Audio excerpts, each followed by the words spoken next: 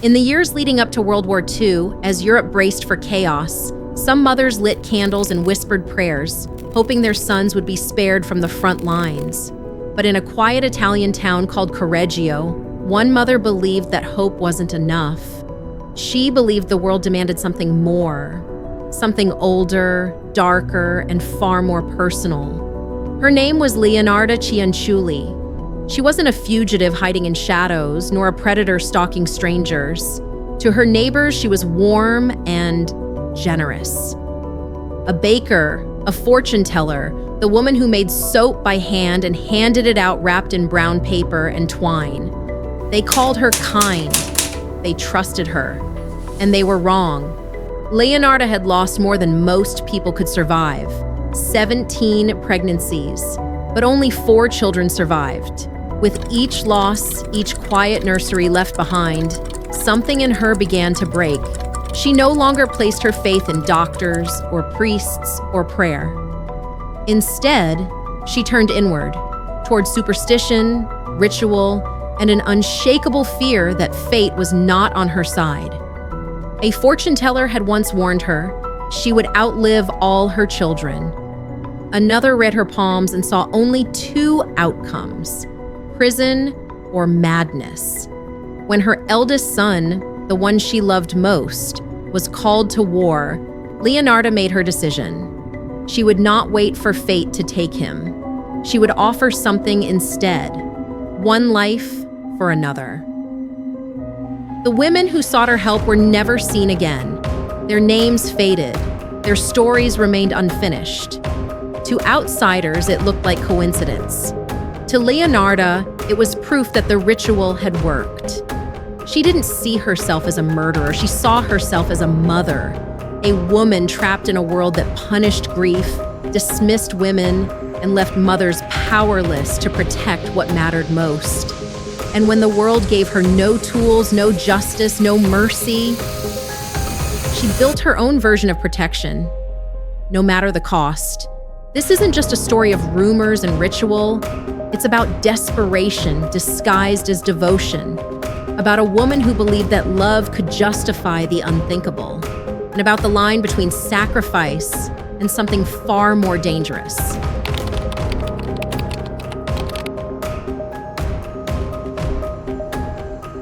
She was born in southern Italy, in a time when women lived by rules they didn't write. A girl's path was narrow from the start: marry young, bear children, and stay quiet. There was little room for choice, even less for love. Leonarda Cianciulli grew up in a home where affection had limits and shame ran deep. Her mother, marked by a marriage she never wanted, never gave her daughter the comfort most children take for granted. Leonarda was not seen as a blessing, but as a burden, and she carried that judgment with her long after she left home. When she chose to marry a poor clerk, a man with no status, no inheritance, her mother saw it not as independence, but as betrayal. Leonarda believed she was cursed from that moment on. And in the Italy she knew, belief was a kind of truth. The years that followed offered no relief. She became pregnant 17 times. Only a few of those lives continued into childhood. There were no clear explanations from doctors, no comfort from faith, and no help from the world around her. Loss became a rhythm, expected, unspoken, and unbearably familiar. By the time she arrived in Correggio, she had already buried most of what she had once hoped for. In this quiet town, she built a new version of herself, one that looked stable, generous, even wise. She sold handmade soap, read fortunes, and gave advice that people trusted. But underneath the reputation was someone who had come to believe that the universe did not forgive weakness. That protection was something you had to earn, and that fate, if cruel enough, could be negotiated with. Leonarda had spent a lifetime watching things fall apart, and in a world that offered no safety nets for women like her, she clung to the one thing that gave her a sense of control: the idea that survival had a structure, even if no one else could see it.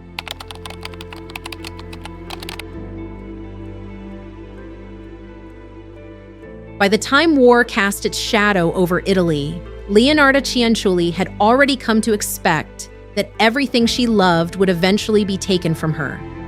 Long before the war threatened to take her son, Leonarda had already lived through the quiet erasure of nearly every child she carried. With each loss, her world narrowed. Her grief was no longer a passing storm. It became the air she breathed. And in the center of that world, holding it together, was Giuseppe, her eldest son, and in many ways, her only remaining anchor. When the military letter arrived, summoning him to serve, she didn't weep. She had known it would come. The moment only confirmed what she had feared for years, that the curse was still alive. That fate had not finished with her. She remembered what the fortune tellers had told her.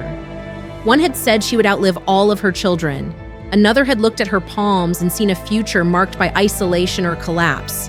They weren't warnings. They were destinations.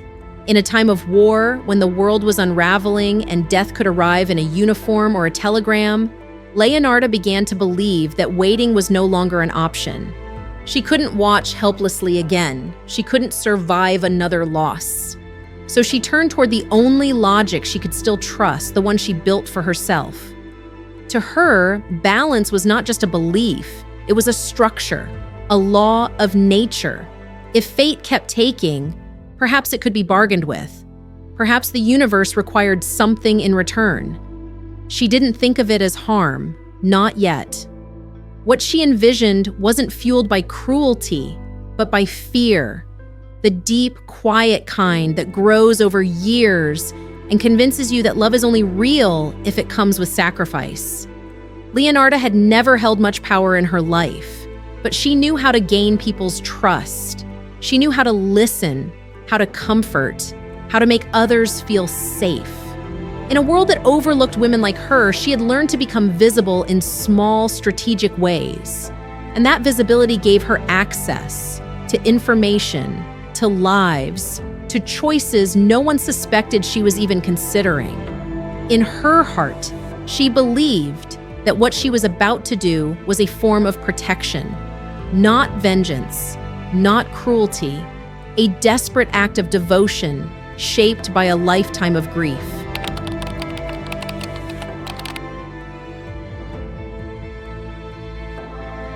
Nothing changed on the surface.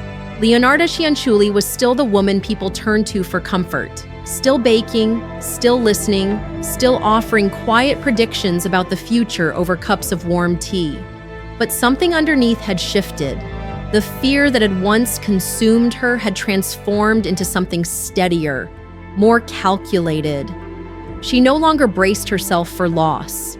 She believed she had found a way to prevent it. From a criminal psychology perspective, this shift is critical.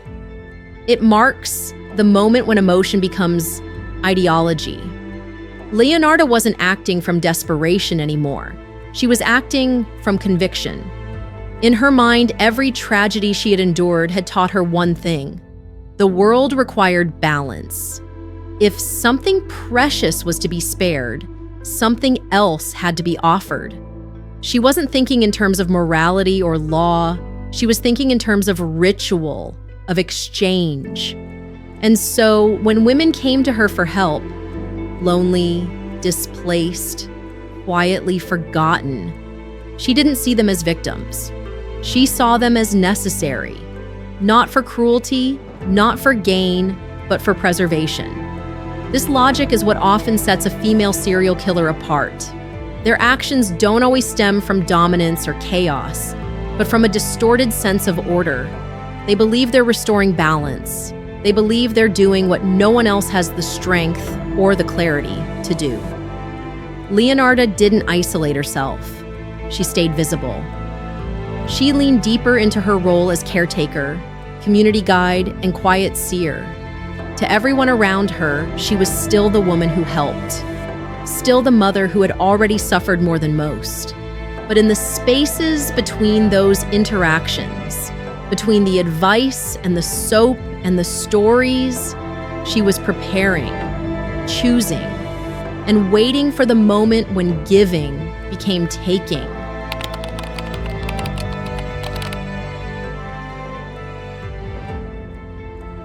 Her first decision didn't feel like a crime. It felt like a transaction, a private understanding between herself and something larger, something she couldn't name but believed was watching. For years, Leonarda Cianciulli had felt powerless. Now she felt chosen. She began with someone she knew, not a stranger, not someone she hated, a woman who came to her seeking guidance, trusting her with hopes, fears, and secrets. And Leonarda, still wrapped in her image as the helpful neighbor, listened carefully. She offered advice, encouragement, an opportunity. She helped her pack, but she also asked for something in return, a written letter to family, a goodbye that explained everything before anything had actually happened. It wasn't a request. It was part of the arrangement. From a criminal psychology standpoint, this is where delusion crystallizes. Leonarda no longer saw her decisions as choices. She saw them as steps in a ritual. Each action felt necessary, each detail precise. It wasn't about hiding, it was about control. That woman was never seen again. There was no outcry at first. No one suspected Leonarda. She had made sure there were letters. She had provided a story. And stories have power, especially when they come from someone you trust. In cases involving a female serial killer, the betrayal often runs deeper than the act itself. It isn't just about what's done. It's about who does it. A mother, a neighbor, a friend, someone whose kindness was never questioned. Leonarda didn't gloat. She didn't retreat. She returned to her routines, to her soaps, her tea, her quiet reputation. And when the next woman came, lost, hopeful, willing to believe, Leonarda was ready. The preparation had already begun, and this time it would be even easier.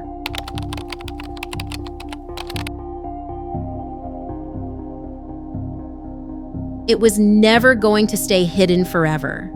By the time the third woman disappeared, the air around Correggio had begun to shift.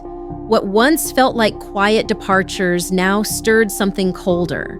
Letters that seemed too perfectly worded, goodbyes that arrived too early, emotions flattened into explanation.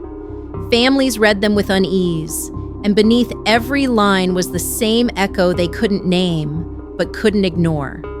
And slowly, that echo took form. A name whispered first in caution, then in disbelief. Leonarda. She had always been part of the fabric of the town. The woman with kind eyes, the soap maker, the fortune teller who always had time for someone's story. But now that image began to unravel. The gifts she gave so freely, the advice whispered over tea, even the letters she once helped others write. Now they all felt rehearsed, like lines in a performance no one realized they were part of. When investigators arrived, they didn't find panic. They found preparation. Leonarda opened her door, offered them coffee, and welcomed them as though they were expected guests, not accusers. And when she spoke, it wasn't in pieces. It wasn't the breathless deflection of someone trying to hide. It was something closer to a briefing, calm, complete, unsettling in its clarity. From a criminal psychology perspective, it was a moment where belief had fully replaced doubt. Leonarda didn't describe her actions as wrong. She saw them as essential. She had made choices. She had followed through, not out of rage, not out of impulse, but out of a conviction that if balance existed at all, it had to be earned. She detailed everything, the women she chose, the reasons behind each one, the meaning she assigned to their absence. And she believed, without hesitation, that her ritual had worked. Her son had been spared, which, in her mind, meant the price had been accepted. Among cases of female serial killers, her story stands apart not because of its scale, but because of how complete the transformation was. She didn't act in desperation. She acted with structure. And when confronted with consequence, she didn't crumble. She stood calmly inside the logic she had built for herself. To her, this was not madness. It was resolution.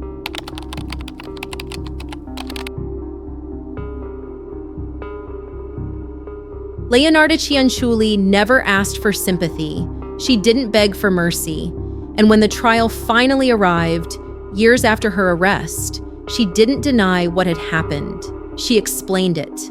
In her own words, through hundreds of handwritten pages, she described the choices she had made.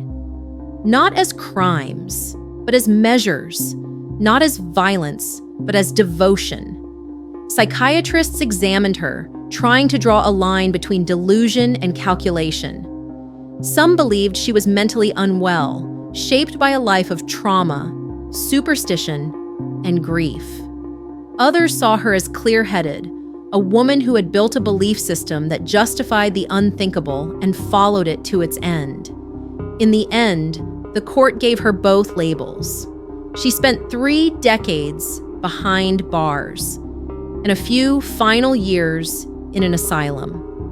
She died in 1970 at the age of 77. Today, Leonarda's name lives on not just in case files, but in something harder to categorize. She is studied, analyzed, debated. Her story is cited in criminology classes, in psychology lectures, in books about female serial killers, as if the answers lie somewhere in the details. But what lingers isn't just the question of what she did, it's how she convinced herself that it was right. How someone once trusted, once cherished, once broken by grief, could become the architect of a ritual no one else believed in. And how that belief, silent and steady, was powerful enough to destroy the very thing it was meant to protect.